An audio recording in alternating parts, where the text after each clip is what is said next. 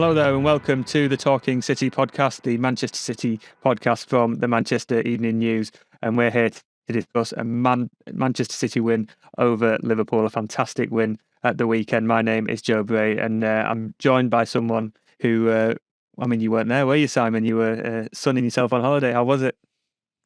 It was very nice. You always have a bit of I wish I was at that game, but in the moment on that Saturday, I very much didn't. No, not at all, I think.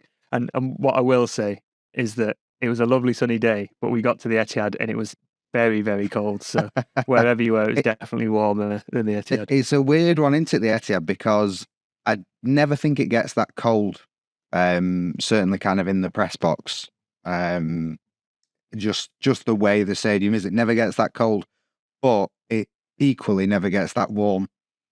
So sort of you don't mind it on those like freezing cold nights because it's better than you think. But when you see the whole stadium basked in sunshine and then we're in kind of that tiny bit of the Colin Bell stand that's covered in shade and freezing, you're like, yeah. Do you know, I looked at my hat and my scarf before I set off and I thought, I'm not going to need them. It's lovely and warm outside. It says 10 degrees on the app. I regretted that decision. But also fantastic that City have absolutely monstered Liverpool, and we're just talking about the sunny conditions and the the conditions in the press box. It's what people come to the podcast for, I think. It is, yeah. This is the insight that people want, I think. Yes. But I mean, you're right. The build-up was about, our Liverpool back. Is Erling Haaland going to play? There was a few sort of issues of, is there going to be any trouble off the pitch? We've not mentioned any of that in the last couple of days, really, because City were just so good with the side that were on the pitch. And given you weren't there, I'll give you a rundown of what happened. Yeah, you go for it. Who stood out for you? Oh, I don't like this being on the end of questions. This is normally my role, and when Dan's not here, I'm asking the questions. I mean, go on. I think when you said it's all we've talked about, like the football, it feels like there were so many good performances on Saturday that people haven't even got to the end of talking about how good everyone was. Certain players were picked out at the time, certain players have been picked out since, but there's just it was like everyone was really, really good, weren't they? Yeah, I don't think anyone had a bad performance, really. And, we looked at the team sheet when it came out and we thought, oh no, there's obviously no Erling Haaland, there's John Stones at right back and no Kyle Walker, and, Bernardo's on the bench. It wasn't noticeable at all because the 11 who were on the pitch were absolutely brilliant. And yes, Liverpool started well. They pushed really, really high from kickoff. They were, closing down Ederson. They got the goal with, it was route one, but it was a clever route one, if you like. They picked off City quite well and it had been threatening for a while. Just opened up the space and engineered that themselves, I would say.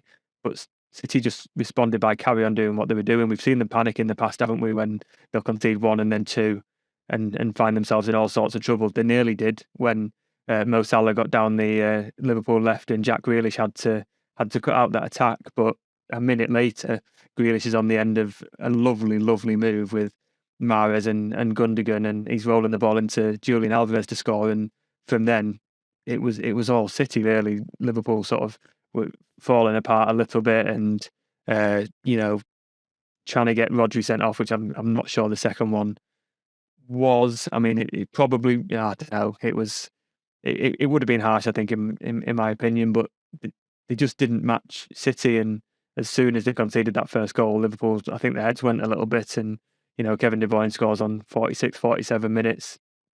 They had no way back, no answer from that. And City were the City that we've seen against Leipzig and Burnley, where they were ruthless, attacking very fast. And it was just lovely to watch. And I think you were saying that the goals summed it up, didn't they? They were just good moves. And, yes, you can point at Liverpool's defending where especially the third and fourth, they were just standing there, just letting City do what they wanted.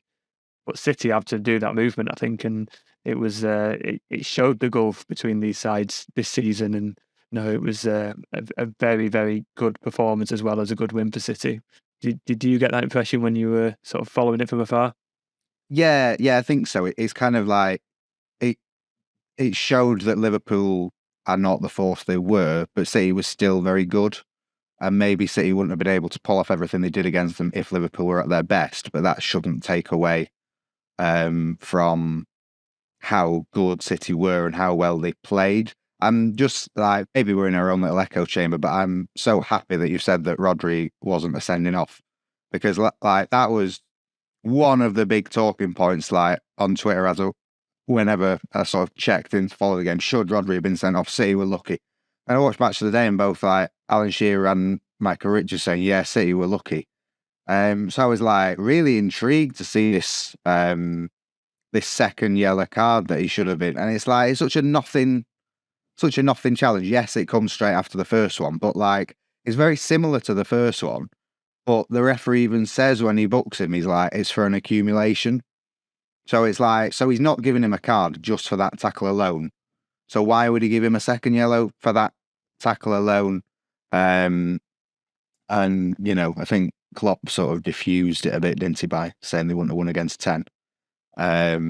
But yeah, I mean, it ties into this weird, like, Rodri, all opposition clubs hate Rodri, despite him being like one of the sort of nicest footballers you can get. It's just a bit weird. Liverpool obviously have this. Were very upset last season with the handball at Goodison, weren't they? Was it last season or the season before? Can't remember. That everyone knows the handball at Goodison. And then Arsenal fans have had their issues with him, and but yeah, I just thought it was never a second yellow, and particularly with Simon Hooper, who can be a bit kind of a bit inconsistent. But he's probably one of the more consistent referees, but he's consistent in letting things go and, you know, not whistling for everything. Fabinho went in on a couple of very similar tackles and somehow escaped a booking. And then Rodri gets a booking. And Alexander-Arnold goes in the back of, I think, Jack Grealish. And I think he was doing everything he could to not give bookings away and just keep it just above board. And he did that to an extent, but he also got booed off by both sets of supporters at half time. So I don't know if you're doing a good job or a bad job when that happens. Yeah, I think it depends. But because I stuttled foul for the first yellow for Rodri, and I thought, well, that's a bit harsh because he's not that far up the pitch. If it was like in the City half, then fair enough. But no, he said accumulation, so fine. But so then when the second one happened in like almost exactly the same position, you're like, well, it's never going to be a second yellow, is it? Despite also enjoyed kind of all the crowding of the ref that went on after this kind of like, oh, the third player that approaches will be booked, and then that's a weird thing that's gone out the window, hasn't it? Yeah, I think he did okay in the end to diffuse various situations. We were convinced someone would get sent off in the second half, but I think just because City was so dominant, that meant that Liverpool had no fight in them. But there were some inconsistent calls by taking a stance to try not to book anyone. He probably let a few go, but also meant that Rodri stayed on the pitch. And I agree with you, it wasn't a second yellow, but other referees, I think, would have maybe bowed to that pressure a little bit and sent him off. Yeah, and maybe if it was at Anfield, it's given. I don't know. But so the other kind of big thing that I saw from afar was this Grealish challenge on Salah that then he then kind of went up the other end and turned, you know, basically 1-1 into 2-0. And then kind of watching it, I was struck by how like simple it is from Grealish. I think because Grealish, you have this kind of Roy of the Rovers idea and you associate him with like giving everything and doing all these amazing things, and he didn't. He just kind of ran enough to close down Salah's space and then waited and cut out the ball. And it was like and it was very simple and it was very understated, but that is kind of Grealish. But yeah, I mean, it seemed like he had a very, very, very good game in everything he did. He did, and I mean that sort of interception, like you say, you look back, and I remember looking back on Match of the Day and thinking, oh, it wasn't as impressive as I remember, but he is the one who was last man and did that running and sprinted as fast as he could to do that defending. And I'll tell you now, the whole of the Etihad literally rose to the feet and applauded him, because it was just such a good move, and everyone could see Diogo Jota in the centre, who would have almost certainly scored if that ball had found him. And all he does is he takes a high five from Nathan Ake, jogs back to position, and 60 seconds later he's grabbing an assist. And I think that sums up Grealish this season. And I would say this is probably one of the best I've seen him in sort of an all-round play. When you take into account that sort of that interception and the defensive work he was doing as well. But he had Alexander-Arnold on strings. Alexander-Arnold didn't know where to be and what to do to stop Grealish, and yeah, he was popping up. And is that the best right back in the world not being that good at defending? I wouldn't say that personally, but I wouldn't dare say that. But no, he seemed mild all game. Alexander-Arnold, he was just putting stupid tackles in. I've seen that video of him just doing a one-man press in the second half for no apparent reason, and then getting annoyed that no one's joining him. But I think that's more credit to Grealish, because he was just was it a ball magnet? Was Absolute his nickname, ball or was that magnet, Haaland's? yeah. And that's what his nickname for Haaland, yeah. Well, I think you can apply it to Grealish as well. We have noted, haven't we? He just never loses the ball when it's at his feet, and as well with like his block for Salah, it's kind of like when you're in that situation, it doesn't matter whatever you do as long as you make the right decision. Because like I remember Van Dijk a year or two ago, like someone was running at him and he had someone to his side and he didn't close down player running at him. Might have been Tottenham. And then they missed and everyone was like, fantastic from Van Dijk not to, leave the man to square it. And you're like, well, it's only fantastic because he's not scored. If he'd left him to run on goal and he'd shot, then everyone would have been like, what's he doing? But that was like, but defenders have sort of made these decisions all their lives. But for someone like Grealish to do it is another sign, I think, of his maturity. And I mean, you and me have been talking about him for ages and ages and ages because he's had a really, really good post-World Cup. But it does just kind of show again that the things that really get you credit are goals and assists. Yeah, but you'd have to say that the level of performance has been very consistent. It's just now that he is adding those goals against the big, big sides. He's been like an 8 out of 10 most weeks, hasn't he? But maybe a 9 this week. But the goal and assist is why like everyone is saying how good he is. It's 13 of the last 15 games he started, and the other 2 were FA Cup against Championship opposition. He is go-to now for that left wing position, and you don't want to drop him. You wouldn't drop him because he's playing that well. Yeah, and certainly with Foden being out for a few weeks, you kind of think, again, it just locks him in even more to that starting 11 every week. Absolutely. And we spoke to Bernardo and Akanji after the game in the mix zone, and they were very, very complimentary for Grealish, obviously, and just said he's getting the rewards for working hard when it wasn't really going his way. And Bernardo was defending him, saying, well, everyone takes time. Everyone has a bad period when they first arrive just because it's so much, but it seems like everyone's delighted for him. And Akanji faced his like 3rd or 4th question on Grealish, and he just said, normally I face questions about Erling Haaland every interview, but now he's not playing. It's Jack Grealish, but I think they are just genuinely delighted for him because he seems obviously a lovely lad and he's playing at the top of his game. And if he's doing that, and Akanji said, we kind of expect the midfielders to come back and track, but not everyone does it. So the fact that Grealish is doing that and then popping up the other end and getting the goal, it was a turning point in the game, because if City go 2-0 down, very hard to get back. They've done it in the past this season. It's still, against Liverpool, going to be very, very difficult. To get to 1-1, got the crowd on your back, and from there, there was only going to be one winner. And I think, Grealish is very deserving of all the credit he's getting.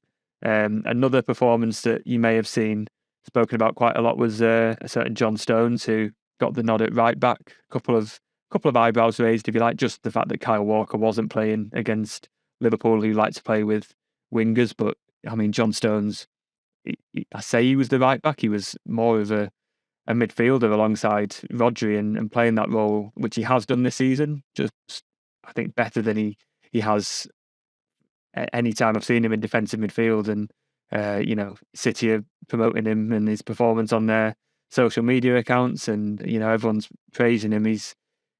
It feels like quite a rapid. I don't know if you told me at the start of the season that John Stones was going to be a genuine option as an inverted fullback into midfield, I'd say no. I think he should stick to centre back, but it shows just how well he's done recently, that he's not only playing very, very well at centre back, but he's doing that as well. Or if he said they'd be starting ahead of Kyle Walker in like big games, and if the Grealish challenge on Salah is kind of Walker territory, isn't it? That's where Walker would have beaten from that corner and could have ended up very differently. Yeah, it's a funny one with Stones, because I think City fans would probably acknowledge that he's kind of the best defender when everyone's fit. Diaz brings a hell of a lot to the team and is great for leadership, but the sort of the ball playing ability on top of the kind of defender stuff, Stones, when fit, has been the best, and it's been his fitness largely in the last 2 years that have just stopped him kind of playing every game possible. But he seems in a really good place on and off the pitch, and yeah, that passing sequence that's gone wild on Twitter over the weekend is just bizarre, and does point out how poorly Liverpool pressed. But again, really, really well. And I remember a few years ago when Stones was tried in defensive midfield and was terrible and looked like he didn't want to be there and played like he shouldn't have been there. And it's really interesting that a few years later, he's now sort of producing much better performances. Be interested to know whether it's something in the wider team or something in him or both. But I think, City fans, whenever they look for a starting lineup and see John Stones in there, they're always a lot happier. And when you see him moving forward alongside Rodri and playing like that, he was up in the number 10 position at times. It was crazy. But he gives so much to the team that he's sort of, one of the first names on the team sheet when fit. Yeah, and like even when Kyle Walker was injured before the World Cup and you saw him at right back, you're thinking, okay, he's a good player, but is he a right back? Is he okay for that? And he's answered that emphatically, hasn't he, in the last few times he's played there. But you look at like Nathan Ake, and I'd include Rico Lewis, but he's sort of been brought up in that position. But players who've had to adapt to play in this sort of inverted role, who have normally just been out and out defenders. I think it says a lot about Guardiola and his team that the message is so instilled now in these players that they know exactly how to play, and you're getting more players who can play more than one position, who previously were only sort of experts in one sort of role, and now you've got players like Stones who are sort of bossing the midfield against Liverpool, which is it's remarkable to see, and it feels like every game there's going to be another player doing something that you don't expect them to do, and it's fascinating, I think. Yeah, and Guardiola has kind of ripped up so many tactical playbooks and introduced false nine back into the mainstream, and played with 2 false nines at City and done so much, but he just sees things that other people don't, and he upsets conventional narratives that we all understand. And I think if you could say that he's going to play with a team with 4 centre backs and stick 4 goals past Liverpool, you just think, what on earth are you saying? But he's managed to play with 0 fullbacks, the fullbacks who are like been so important to his team for so many years, and he's absolutely battering one of the biggest rivals.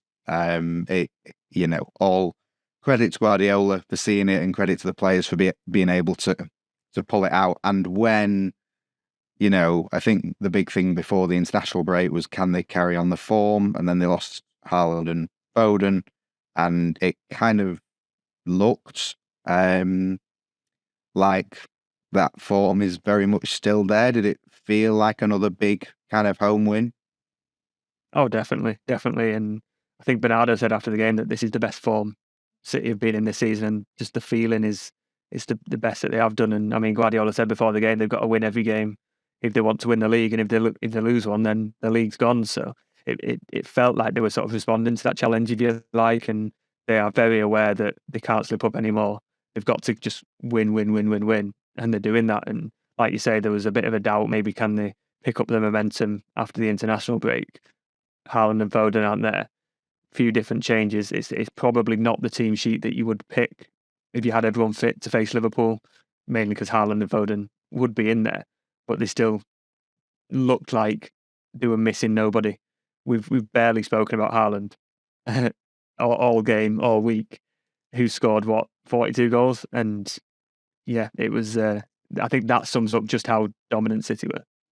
Barely spoken about his replacement in the team, who seemed to do very well as well. Well, that was my going to be my next segue into another conversation, and yeah, Julian Alvarez. I think a lot his of the best talk game this for City. season,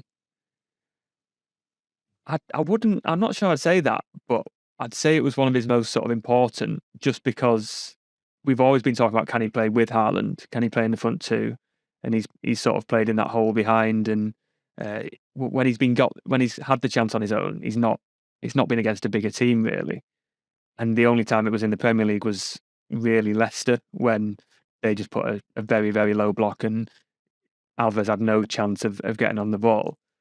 But against Liverpool, he kind of just imitated Haaland, if you like. The first time I noticed him was when he was putting the ball in the back of the net, and that is exactly what Haaland does, isn't it? He just pops up in the box. But then his ball to Mahrez for the De Bruyne goal was brilliant, and maybe that's something that Haaland doesn't always do. He maybe did a little bit more running, and sort of moulded those two parts of the game together. And he's there for the Gundogan goal as well. He's given far too much space in the box, but he still got to do something with it. And no, I think it was a really significant performance from Alvarez. And for me, City don't need to rush Haaland back. They've got the games against Bayern, 2 against Bayern, against Sheffield United, against Arsenal. You can give Haaland another week for me, because Alvarez will be able to go to Southampton, learn from the previous visit to Southampton, carry the form he's got, and play very effectively as he did against Liverpool. Now, I think Guardiola said that Haaland probably will be back, but while he said before the game he might have to take risks, I don't think there's any need to with Haaland, because Alvarez played so well and showed that he can lead the line in a big game without Haaland. So Alvarez starts for you at Southampton? I would say so, and then he's Haaland back. I'm sure if Haaland's available, he starts, and that's the situation that Alvarez finds himself in, isn't it? But it's one of those. He's played so well against Liverpool; it would be harsh to drop him to the bench. Yeah, and it's Alvarez again. He's older than Haaland, but he's because he's kind of his junior in the team, but also because he's come from South America, and it's really hard to come from South America to the Premier League compared to, say, the Bundesliga to the Premier League, just because of the difference between South American and European football. And we've seen plenty of South American players come over and struggle initially or not make it, and Alvarez just kind of seems to have settled in instantly. He's sort of scored the goals. His goals record is really good. And yeah, the big thing is like, well, what happens when Haaland isn't the team? Can you lead the line and win them the game? And, the answer in a big game against Liverpool is an emphatic yes. So, that has to give City real confidence. Obviously, they're a better team when Haaland plays for going into those big games, but they've done it without him now. So that is a question that that they've answered, but also opposition teams have answered, because maybe Liverpool see Haaland's not playing and they get a bit of lift from that and think they might be in for an easier afternoon, and that certainly wasn't the wasn't the case. And on sort of the wider point, I think when City were in the Centurion season and they kept winning, I don't think it was a City player, although it might have been, but I'm sure it was Maurizio Pochettino, who was at Spurs at the time, who sort of said it feels like they start every match 1-0 up because they're in such form, and they just have those players in that form with that confidence that you, as opposition teams, you're kind of worried that you feel you're up against it from the first whistle, and it kind of feels like that is the mode maybe that Bernardo was speaking about, that sort of City is just in that groove, and you can take Haaland out and Alvarez comes straight in, and you can play 4 centre-backs and it just all works. Yeah, I don't know about you, but I was looking at the Liverpool players celebrating, and it didn't look like a team who were going to go on and win. It looked like they were shocked that they'd gone 1-0 up at City, which might be because they were just not on the greatest run of form, and there are various problems in that camp. But even the fans, it felt like when they went ahead, they weren't expecting to hold on to the lead. And I mean, yeah, like you say, City felt like they were always going to win that game, and they played like it as well. I mean, Klopp said before the game that it doesn't matter if Haaland's fit or not; they have to stop the supply, and they did it for about maybe 20 minutes. But after that, they just failed in that task, and I think City tactically won the game very, very comfortably, but also that sort of desire that we've seen when City go on these runs and they win a lot of games. No one's taking those points off them, and that's the feeling I got on Saturday. And City will go on to Southampton next week, and then have quite a hectic schedule with the return of the Champions League. But when we come back after a short little break, we're going to talk about another City team who've got a big game this week in the FA Youth Cup.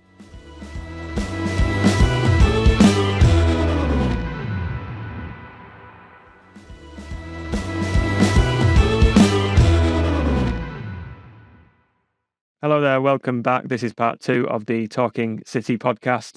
We've dissected City's big win over Liverpool in the Premier League. We will shortly be talking about Southampton, who are up next, and the wider title race implications as the games tick down in the Premier League. But for a couple of minutes, we're just going to have a quick look at the youth team this season. And Ben Wilkinson's under-18s will travel to Arsenal, the Emirates Stadium, on Tuesday night for the FA Youth Cup semi-final, and they've had to beat some tricky teams, I'd say. Some they lost to Brighton last year. They beat them this year, which was felt like a statement of intent within the academy.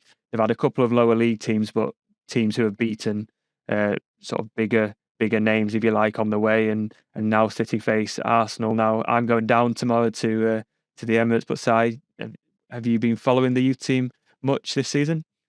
No. Yes. Yeah.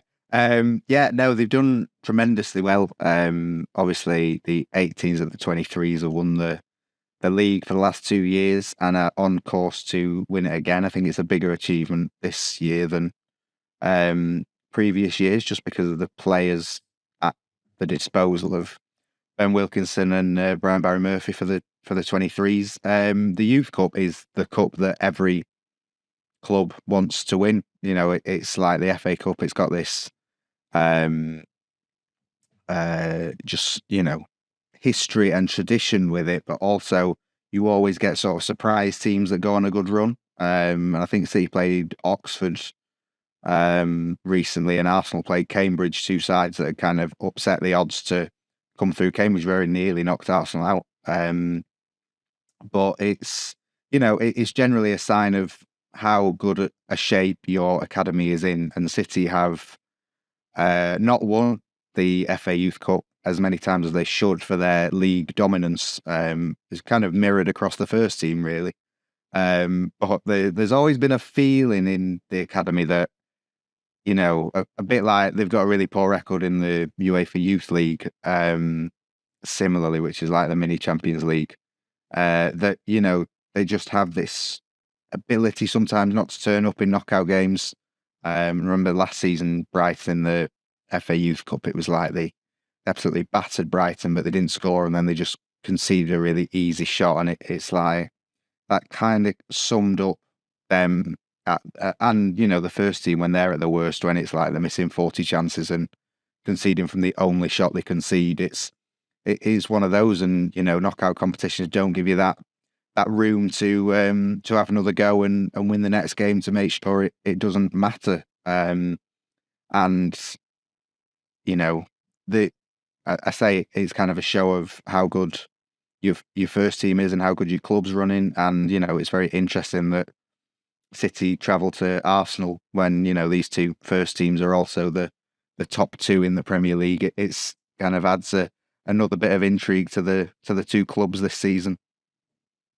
Yes, I think you're right there that there is a determination within the academy that they want to do it this year. And like you say, the last time they won the Youth Cup, they had Cole Palmer, Tommy Doyle, James McAtee, Liam Delap, Luke Mbete, players like that who are all playing in the Championship and League One now and doing very, very well for themselves. And it's sort of a more low-key group this year, I think you would have to say, but they're certainly not lacking in ambition when I've spoken to any of them. And I spoke to Justin Aboa-Wudoa, and I apologise for potentially getting the pronunciation wrong, but very, very ambitious lad, and he was saying that this group feel like they want to emulate the groups that have gone past before them, but also it feels like it would be a sort of crowning of their journey through the academy if they can do this. And I think it's West Ham or Southampton away in the final now. Then if they get to the final, they'll fully deserve it. But City would, and Arsenal would probably consider themselves favourites. So it feels like there's a real determination for this one. And whenever I speak to like Ben Wilkinson or Brian Barry Murphy, they're sort of weighing up the advantages of giving the players a tough test and seeing how they react under pressure. And there's going to be a lot of pressure at the Emirates in front of a big crowd on Tuesday. Weighing that up against actually winning and actually passing those tests. So they went to Hajduk Split in the Youth League, and I think 15,000 were there, and it was a hostile atmosphere, and City dominated again but fell behind and couldn't get back into it and got knocked out. And I think they're they're in these semi-finals to really learn from those and show that they are learning from these setbacks and can do it in these knockout games. And like you said, the Youth Cup is the pinnacle of the academy system in England. And if City could get to the final, I don't know whether it would be at the Etihad or Academy Stadium, get a decent crowd in, it would be a very, very big moment for these players. And they seem to be working very hard, a lot of ambition, and it should be a very, very interesting game. So yeah, like I say, I'll be down at the Emirates and following the game, and give us a follow, give us a read, and we'll hopefully bring back a young City side full of a lot of quality and potentially in the U Cup final. I hope you've got your touch typing down for Justin. Yes, yeah. I've got a copy and paste for that one. Make sure you've got your name going out. I'm sure lots of people will know his name as if he continues his form and his run. But I mean, the thing is, like, it's a bit like we were saying with Grealish and golden assists. Like, it's a highly competitive academy, and these players are trying to get into one of the best teams in world football, and being the standout player in the big moments, in the big games, is what stands you out and what first team coaches see and think, oh, right, okay. Because it's, the thing with like the players on loan this season, like, James McAtee and Tommy Doyle at Sheffield United and Taylor Howard-Bellis at Burnley, like, City know how good they are. They know that they can do it at that level. So the challenge to them is go and do it and stand out and get your team promoted. And if they can come back from setbacks and do it in challenging environments, then that shows Cheeky Bagirison and the recruitment team that they have the potential to make it at City. So, these are the first steps for these players in the Youth Cup. If they can do it and win the Youth Cup, those challenges won't stop, because they'll get it if they go out on loan. They'll get out in the first team. Kevin De Bruyne is still getting it every week. Why aren't you the standout player? But that is the mentality of making it at City. So it should be a really good game. I think you'll be in for in for a treat and very as good long press as it doesn't go box to extra food time, that's all at the I'm Emirates. bothered about. Yeah, I need is to it drive extra back time and afterwards. penalties? I think so. Yeah. Although you Um, reminded me one thing Justin said was that they're aware of players who have won the Youth Cup in the past, who have gone on to have brilliant careers, and they want to emulate that. And it's not lost on them. It's not just another game. They are very aware that this is one of the biggest games of their careers in sort of the biggest arenas and settings. So no, I think it'll be really interesting to see how they cope. Yeah, I was speaking to Ben Mee down at the Emirates, funnily enough, when Arsenal played City, and he was talking about I was talking to him about the move to the Etihad Stadium because it was like 20 years ago, and he was saying, winning the FA Youth Cup with City is still like one of the highlights of his career, and it's not senior football, it's not professional football, but it's still such a huge deal to so many people. And you look back in X years and you say, oh, who won that FA Youth Cup and where are those players now? And like City a few years ago, a lot have gone on to do very well, and it's huge prestige for the players to be able to say they've won an FA Youth Cup. And yet Arsenal are going to be very hard, and West Ham or Southampton will be very hard as well if they make it past Arsenal. Three very good academies they're up against. But yeah, as the first team always are, nobody will want to face City. And I mean, the academy can still win the Premier League too, and the under-18 Premier League, and another clean sweep. So it could be a very good year for the academy. And I'm gonna give a mention to you reminded me before of players who've gone out and done it in the big moments after sort of leaving City on loan. I think Dan wouldn't forgive us if we didn't mention the two City players who just won the EFL trophy at Wembley, James Trafford and Luke Mbete, who both started and did very well there down at Wembley. And I mean, they looked absolutely delighted with that massive trophy afterwards. So fair Yes, play to them both. James Trafford, funnily enough, should have played in the FA. I think he played in the FA Youth Cup semi-final. The team that won it, they played it down at St George's Park because it was it was in the middle of COVID really, but it had been delayed. So they played the game on the Friday, the semi, and then I think the final was on the Monday. But in between that, City had a goalkeeping injury, and Trafford got called up to Sheffield United to sit on the first team bench. So Trafford stayed with the first team. So the only reason he wasn't part of the FA Youth Cup final winning team was because he was already on first team duties. And they're both doing very well at Bolton. And we'll always remember winning that trophy at the weekend because it's a huge thing to say for your professional career that you've won a trophy. So a lot of City youngsters doing very well out on loan. Yeah, I think that's a credit to City as well for picking the right teams to send these players to as well, which is often as important as how the players do as well. So we will be back very shortly after another short break and go back to the first team and back to another long trip, which thankfully I'm not doing this time. It's Simon going down to Southampton, but we'll be back in a second to talk City versus Southampton.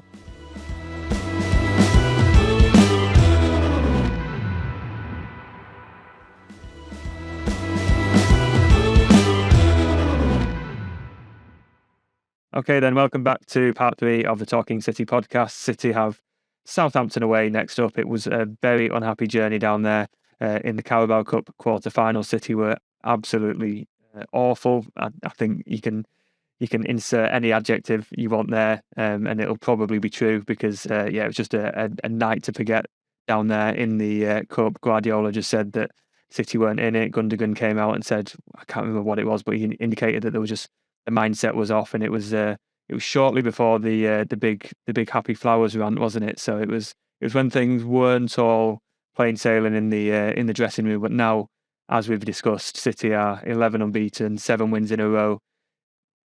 I mean, Southampton had a very poor result at the weekend. It's got to be 3 points for City, hasn't it? So yeah, it does. 3 points at Southampton is the difference between winning the league or not winning the league, basically. You know, you've had your high, you've beaten Liverpool. Can you back it up by beating a team that you should beat? And the last time they were at Southampton, absolutely terrified Guardiola because he saw things that he'd never seen from his team. And, you know, there were a few players who are quite new to the team who were culpable, but there was also plenty of time with established first teamers on the pitch where they were as dreadful. And that was, you know, probably the lowest point in City's season. And a real kind of sign that City really needed to change a lot if they were going to challenge. And obviously a big missed opportunity by being knocked out of the League Cup. You know, so yeah, it was really, really bad. And now they will travel to Southampton in a much better mood. Southampton obviously kind of a bit better, in the sense that, you know, they're a lot happier now that Nathan Jones has been replaced. But they're still bottom of the league, and, you know, they lost they lost to West Ham on Sunday, which was a big chance for them to beat one of the teams around them and move up. They watched on Saturday as Bournemouth won and went up to 14th, I think it was. You know, it really is so tight at the bottom. But like Palace winning, and that moves them further up, and, you know, it's very tight at the minute, but it really won't take much for a team to be cut adrift. Southampton at the minute are in 20th place and in the most danger of being that, especially if they don't get a result against Manchester City, which is one of the hardest things to do. But yeah, Man City just have to they have a real weird connection with Southampton where their matches are quite memorable or, you know, important, more significant than against other teams. So they will hope that this time when they go down there, it's kind of memorable for the right reasons rather than that League Cup game. Yeah, you'd expect that they learn the lessons from that and the team will look fairly different. I can think of maybe 4 or 5 players off the bat who would not be starting, who started in the Carabao Cup game, and different players in form for City as well, who maybe were only just coming back into form in that cup game. And I mean, if City play anywhere near the level that they did against Liverpool, then surely Southampton have no chance. But of course, Southampton went to Chelsea the other week and got a result. Yes, they undid it with the following results where they've not managed to back it up, but you know, they are capable, and City know that firsthand. So I don't think it will be easy, but I think as we've indicated, anything less than 3 points is a disaster. And as Guardiola and a couple of his players have said, if we lose to Southampton or if we lose any game, then we're out of the title race, because Arsenal are still 8 points clear. City recorded a 4-1 win, and Arsenal did a couple of hours later exactly the same, and they don't show any sign of stopping. And as much as City need to win every game, as Guardiola has challenged them to, if Arsenal do that, or even if Arsenal lose one game, they're still going to win the league. So they are clear favourites, I would say, just because they keep winning and have that cushion, and the way they're playing look like they've got no sign of stopping. Can you see Arsenal slipping up at all? Yeah, absolutely. I can't tell you when. No, their response to losing City has been really very impressive. But it was a matter of like 20 days and even less where their lead just got eradicated at the top, and City were above them when they beat them at the Emirates. And it was like, how did that happen? Because Arsenal were so far ahead. Now Arsenal are likely to have like a number of games more than City, but that means that City can catch up. And it puts more pressure on City because they're more points behind. But it also means that they can very quickly close the gap when they get those opportunities to catch up. And it will probably come around the time when they play Arsenal at the Etihad as well. So if they can beat Arsenal and then win that game in hand, I think it's against West Ham at home, kind of less than 2 weeks later, might only be a week later. And suddenly, 8 points goes to 2, or 11 points goes to 5, or 6 to 0.